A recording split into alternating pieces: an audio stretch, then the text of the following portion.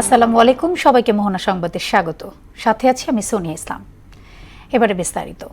পরিবারের সঙ্গে ঈদের আনন্দ ভাগাভাগি করতে শেষ মুহূর্তে ঢাকা ছাড়ছেন রাজধানীবাসী।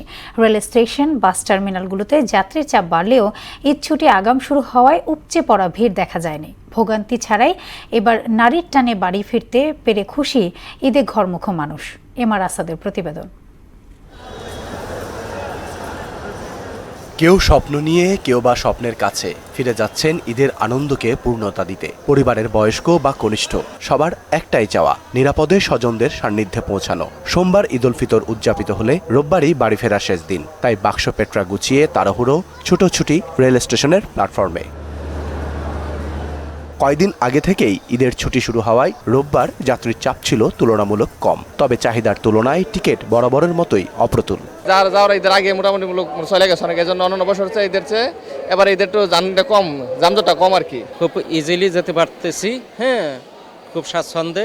হ্যাঁ, অন্যান্য বছর তো অনেক হ্যাসিং হয়, এবার সেই জিনিসটা হচ্ছে না। শিডিউল বিপর্যয় এটা নাই, আমরা ঠিক সময় মতো ট্রেনে সব সাইডে যাচ্ছে, যাত্রীর ভোগান্তি একটু কম এবার গতবারের তুলনায়। একই দৃশ্য বাস টার্মিনালগুলোতেও। বিকল্প নানা পরিবহনে যাত্রীরা রাজধানী ছেড়ে যাওয়ায় প্রত্যাশিত যাত্রী জোগাড় হচ্ছে না কাউন্টারগুলোতে। সচরাচর যেরকম ঈদগুলা আমরা কাটাইছি সেরকম না, তবে আজকে মোটামুটি ভালো, মানে আসার প্রায় 60% কাভার করছে। ছোট একটা প্রাইভেট সেও একটা বাড়িতে যাওয়ার সময় 4-5 জন ফ্যামিলি নিয়ে চলে যেত প্রাইভেটে।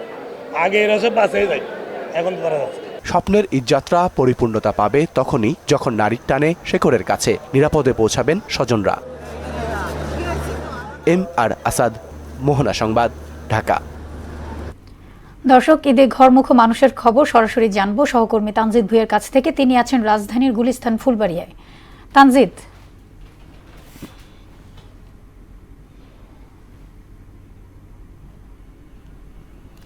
দর্শক, দুঃখিত, সংযোগটি বিচ্ছিন্ন হয়, চলে যাচ্ছে পরের সংবাদে। সন্ধ্যায় বৈঠকে বসবে জাতীয় চাঁদ দেখা কমিটি। ইসলামিক ফাউন্ডেশন এক সংবাদ বিজ্ঞপ্তিতে এই তথ্য জানিয়েছে।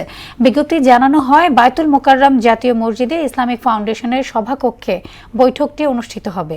এতে সভাপতিত্ব করবেন ধর্ম বিষয়ক উপদেষ্টা ডক্টর আ.ফ.ম. খালিদ হোসেন। দেশের আকাশে শাওয়াল মাসে চাঁদ দেখা গেলে সংশ্লিষ্ট ব্যক্তিদের নির্ধারিত টেলিফোনে কল করার অনুরোধ জানিয়েছে ইসলামিক ফাউন্ডেশন।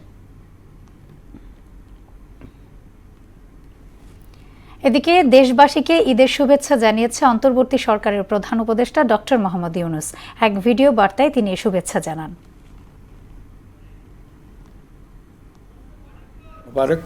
ঈদে পরিবার পরিজন নিয়ে নির্বিঘ্নে ও আনন্দ সহকারে নিজ নিজ বাড়ি যাবেন, আত্মীয় স্বজনের কবর জিয়ারত করবেন, গরিব পরিবারের খোঁজ খবর নেবেন, তাদের ভবিষ্যৎ ভালো করার জন্য চিন্তা ভাবনা করবেন, আপনার সন্তানদের সঙ্গে তাদের পরিচয় করিয়ে দেবেন, এই কামনা করছি। ঈদের জামাতে দলমত নির্বিশেষে সবাই যেন পরাজিত শক্তির সকল প্ররোচনা সত্ত্বেও সুদৃঢ়ভাবে ঐক্যবদ্ধ থাকেন, সেজন্য আল্লাহর কাছে মোনাজাত করবেন, এই আহ্বান জানাচ্ছি। সকলের জীবন সার্থক হোক, আনন্দময় হোক। মহান আল্লাহ আমাদের সহায় হন। দর্শক, আমরা আবারও যুক্ত হচ্ছি ঈদে ঘরমুখো মানুষের খবর জানতে। সরাসরি আমরা যাচ্ছি তানজিদ ভুঁইয়ার কাছে। তিনি আছেন রাজধানীর গুলিস্তান ফুলবাড়িয়ায়। তানজিদ, আপনি তো ফুলবাড়িয়া বাস টার্মিনালে আছেন, সেখানে ঘরমুখো মানুষের ভিড় কেমন দেখছেন? ভাড়া নিয়ে কোনো অভিযোগ আছে কি, জানাবেন?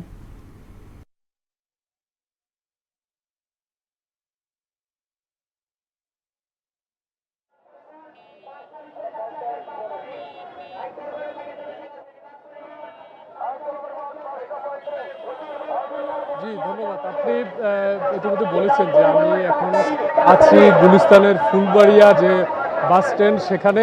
তো এখানে আমি এসে যেটি দেখতে পেয়েছি যে ঈদ উল ফিতরকে কেন্দ্র করে এখানে যে যাত্রীদের যে চাপ সেটি কিন্তু লক্ষ্য করা গেছে, এবং আজকে থেকে কিন্তু গতদিন এই যাত্রীদের কিন্তু চাপ কিন্তু এখানে বেশি ছিল। এখানে দক্ষিণবঙ্গের বিভিন্ন অঞ্চলে যাওয়ার জন্য যে যাত্রীরা, সেই যাত্রীরা এখন অপেক্ষা করছেন ঠিক 10 থেকে 15 মিনিটের মধ্যেই কিন্তু বিভিন্ন যে এখানের যে বিভিন্ন কোম্পানির যে বাসগুলো রয়েছে সে বাসগুলো ছেড়ে যাচ্ছে এখানে। এবং আমি আরেকটি বিষয় জানিয়ে রাখি যে এখানে যারা যাত্রীরা রয়েছেন সেই যাত্রীরা কিন্তু বলছেন যে অতিরিক্ত ভাড়া যে অভিযোগ ছিল তার আগে সেই অতিরিক্ত ভাড়ার কিন্তু এবার সেই অভিযোগগুলো কিন্তু নেই, এবং যে সময় মতো যে ওনারা বাসগুলো ছাড়ছেন এবং নির্বিঘ্নে এবং স্বাভাবিকভাবেই কিন্তু এখানে যেই যাত্রীরা সেই যাত্রীরা কিন্তু যাচ্ছেন। এবং আরেকটি বিষয়, অতিরিক্ত ভাড়া নিরাপত্তার যে বিষয়গুলো ছিল সেগুলো কিন্তু এখানে দেখভাল করা হচ্ছে খুবই ভালোভাবে। এবং আরেকটি বিষয় জানিয়ে রাখি যে এখানে যেই অপেক্ষমান যাত্রীরা রয়েছেন সেই অপেক্ষমান যাত্রীরা কিন্তু আরেকটি বিষয় বলেছেন যে নির্ধারিত যে ভাড়া সেই ভাড়ায় ওনারা যেতে পারছেন, সহজে কিন্তু যেতে পারছেন। আরেকটি বিষয় জানিয়ে রাখি, ঈদ উল ফিতরকে কেন্দ্র করে যে আপনি জানেন যে সরকারি ছুটি গত বুধবার থেকেই কিন্তু শুরু হয়েছে। তো বুধবার থেকে শুরু হওয়ার কারণে যে যাত্রীরা রাজধানীবাসীর অনেকেই কিন্তু ঘরমুখী হয়েছেন, নারীর টানে বাড়ি ফিরেছেন এবং ওনারা ঈদযাত্রার জন্য ওনারা কিন্তু ইতিমধ্যে অনেকে চলে গেছেন। তো আমরা এখন একটি যারা এখানে অপেক্ষমান যাত্রীরা রয়েছেন তাদের সাথে একটু কথা বলার চেষ্টা করছি যে ওনারা কোথায় যাবেন এবং কিভাবে এবং ভাড়াগুলো কেমন কি কিছু বলতে চাচ্ছি না। কেমন মনে হচ্ছে আগে অতিরিক্ত ভাড়া নেওয়ার অভিযোগ ছিল, ভাড়া নেওয়ার অভিযোগ আছে বা না নেই। কোথায় যাবেন? আমি হচ্ছে নড়াইল যাব। আগে যে ভাড়াটা ছিল সেই ভাড়াই হয়তো বা কিছু স্বল্প বেশি দেওয়া হচ্ছে, খুব বেশি না, কত বেশি? 50-100 টাকা এরকম। আচ্ছা, আপনি কোথায় যাবেন? বরিশাল। জি, বরিশাল। আচ্ছা, যে ভাড়া টিকেটের যে ভাড়া সেই ভাড়াই কি নেওয়া হচ্ছে না একটু বাড়িয়ে নেওয়া হচ্ছে? একটু বাড়িয়ে নেওয়া? হ্যাঁ। তো আপনারা শুনতে পাচ্ছেন যে কিছু বাড়িয়ে নেওয়া হচ্ছে। আমি যদি আরেকজনের সাথে কথা বলতে চাই, আরেকজন যাত্রী, আপনি কোথায় যাচ্ছেন? এবং পিরোজপুরে। জি। ভাড়া কেমন নেওয়া হচ্ছে? বাড়িয়ে নেওয়া হচ্ছে না? না, ভাড়া ঠিক আছে, ভাড়া ঠিক আছে। বাড়িয়ে নেওয়া হচ্ছে না, 650 নির্ধারিত আগে যেটা দিয়েছি এখন সেটা দিতে আছি। আচ্ছা, আর যেই সময়টা সেই সময়ের মধ্যে কি বাসটা এখন ভাই বুঝতে পারতেছি না, এখন দেখি কি করে যাই। মনে করেন সময় লাগে 4 ঘন্টা লাগে, এখন কত সময় লাগে বলতে পারতেছি না ঈদের সময়। এই আমি আরেকটু বিষয় জানিয়ে রাখি যে এখানে কিছু যাত্রীরা কিন্তু বলছেন যে কিছু যে টিকেটের যে নির্ধারিত ভাড়া সেই ভাড়া থেকে 50 টাকা বা 100 টাকা বাড়িয়ে নেওয়া হচ্ছে। তো এই ছিল আমার কাছে গুলিস্তানের ফুলবাড়ি এলাকা থেকে নারীর টানে বাড়ি ফেরার যে। তানজিদ, আপনাকে ধন্যবাদ। ঈদ ঘিরে কেউ নাশকতা চালানোর চেষ্টা করলে জনগণকে তা প্রতিহত করবে বলে জানিয়েছেন স্বরাষ্ট্র উপদেষ্টা জাহাঙ্গীর আলম চৌধুরী। আর ঈদ জামাত ঘিরে 5 স্তরের নিরাপত্তা ব্যবস্থা নিয়েছে ডিএমপি। থাকবে ডগ স্কোয়াডও। সকালে জাতীয় ঈদগাহ পরিদর্শনে আসেন স্বরাষ্ট্র উপদেষ্টা, ডিএমপি কমিশনার ও র্যাবের মহাপরিচালক। আরও জানাচ্ছেন সুরাইয়া মুন্নি।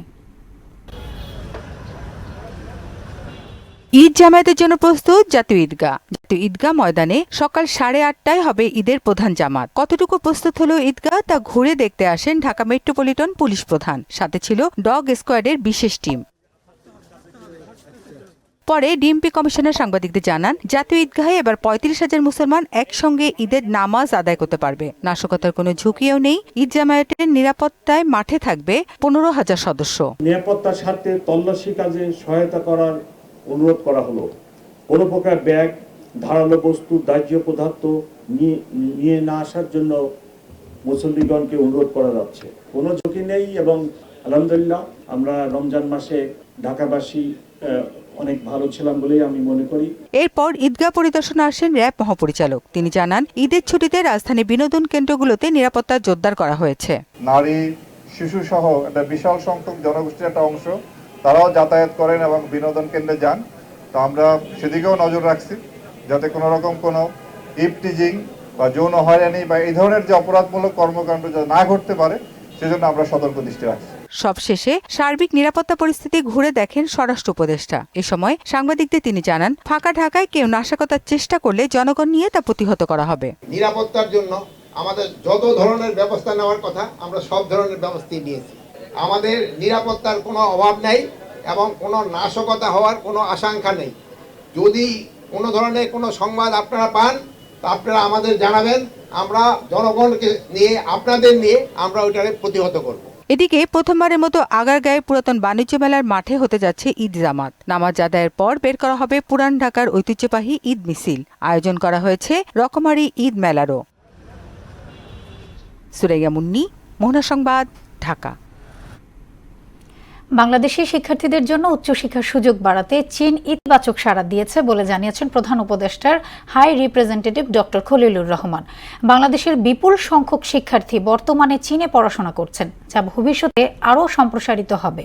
দুপুরে রাজধানীর ফরেন সার্ভিস একাডেমিতে প্রধান উপদেষ্টার চীন সফর নিয়ে আয়োজিত ব্রিফিংয়ে তিনি এসব কথা বলেন। ডক্টর খলিলুর রহমান বলেন, চীন বাংলাদেশ সম্পর্কের 50টি বর্ষ পার করেছে। আগামী 50 বছরের দ্বিপাক্ষিক সম্পর্ক কেমন হবে তা শক্ত ভিত্তি তৈরি করেছেন প্রধান উপদেষ্টা ডক্টর মোহাম্মদ ইউনূস এবং চীনের রাষ্ট্রপতি শি জিনপিং। 5 দশক ধরে চীনের সাথে আমাদের সম্পর্ক ক্রমাগত উন্নয়ন ঘটেছে এবং তারই একটা পর্যায়ে 50তম বর্ষে আমাদের মাননীয় প্রধান উপদেষ্টা চীন সফর করলেন এবং তার সেই দেশের শীর্ষ নেতাদের সঙ্গে বৈঠক করে এসেছেন। অত্যন্ত ফলপ্রসূ বৈঠক করেছেন। আরও একটি কারণে আমি এই সফরটিকে ঐতিহাসিক বলবো।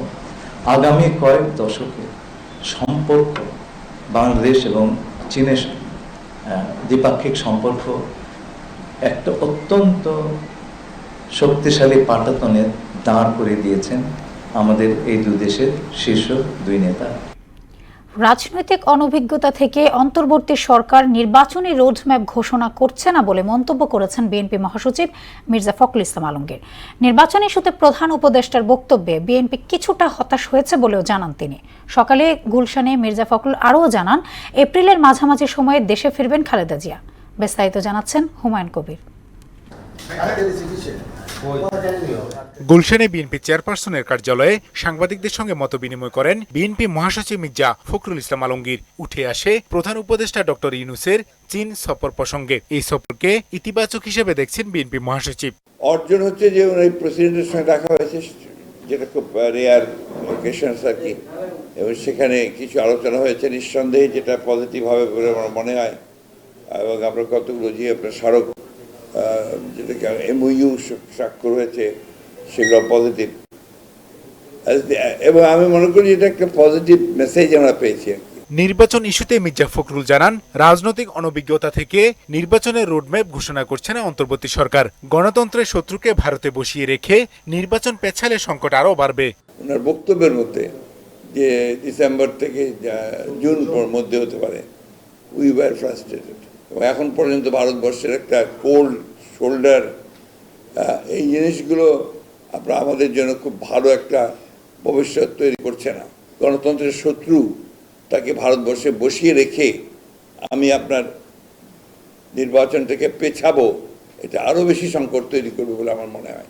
এই সময় সামাজিক যোগাযোগ মাধ্যম ফেসবুক ও ইউটিউবে বিএনপি নেতাকর্মীদের বিরুদ্ধে বক্তব্যের বিষয়ে কথা বলেন বিএনপি মহাসচিব। যিনি সোশ্যাল মিডিয়া করে বিখ্যাত হয়ে গেছেন, তার মুখের ভাষা শুনে তো আমার সন্দেহ হয় যে আমরা কোনো সভ্য দেশে বাস করছি কিনা। সে যে কোনো কারণেই হোক, তার জনপ্রিয়তা অনেক বেশি হয়ে গেছে সোশ্যাল মিডিয়াতে। তিনি যা খুশি তাই বলবেন, আর জাতিকে সেটাই মেনে নিতে হবে। অ্যানার্কি, আমি তো তাদের কথার মধ্যে অ্যানার্কি খুঁজে পাই। সাংবাদিকদের এক প্রশ্নের জবাবে মির্জা ফখরুল জানান, এপ্রিলের মাঝামাঝি সময় লন্ডন থেকে দেশে ফিরবেন BNP chairperson Begum Khaleda Zia. Madam সম্ভবত যত শুনেছি আর কি, আমি ফাইনাল নিশ্চিত না, এপ্রিলের মাঝামাঝি সময় তিনি আসবেন। হুমায়ুন কবির, মোহনা সংবাদ, ঢাকা।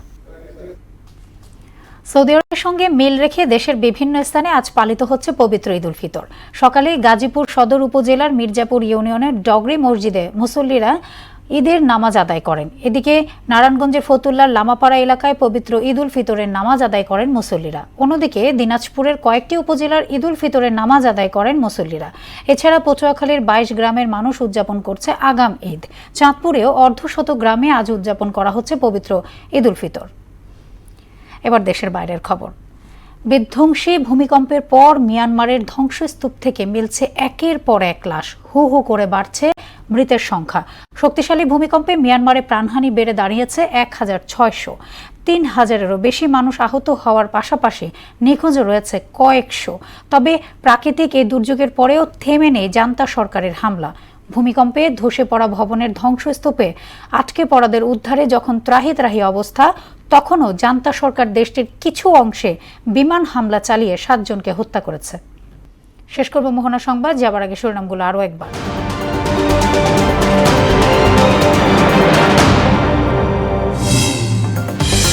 নারীর টানে বাড়ি ছুটছে কর্মব্যস্ত মানুষ। বাস ট্রেন উপচে পড়া ভিড় না থাকায় এবার স্বস্তির ঈদ যাত্রা। দেশবাসীকে প্রধান উপদেষ্টার ঈদ শুভেচ্ছা। ঈদ জামাতের জন্য প্রস্তুত জাতীয় ঈদগাহ। 5 স্তরের নিরাপত্তা ব্যবস্থা, নাশকতার চেষ্টা প্রতিহত করবে জনগণ, বললেন স্বরাষ্ট্র উপদেষ্টা। বাংলাদেশি শিক্ষার্থীদের আরও উচ্চশিক্ষার সুযোগ দিতে চায় চীন। আগামী 50 বছরেও দু দেশের সম্পর্ক তৈরি করলেন ডক্টর ইউনূস ও জিনপিং। এবং অনভিজ্ঞতা থেকেই নির্বাচনী রোডম্যাপ ঘোষণা করছে না সরকার, মন্তব্য ফখরুলের। এপ্রিলের মাঝামাঝি দেশে ফিরবেন খালেদা জিয়া। এই ছিল মোহনা সংবাদে। পরবর্তী সংবাদ রাত 9টায়। এর আগে সংবাদ এক নজর দেখবেন সন্ধ্যা 7টায়। মোহনার সবশেষ খবর জানতে ভিজিট করুন www.mona.tv। সংবাদ দেখতে পারেন ফেসবুক, ইউটিউবে। এতক্ষণ সঙ্গে থাকার জন্য ধন্যবাদ সবাইকে।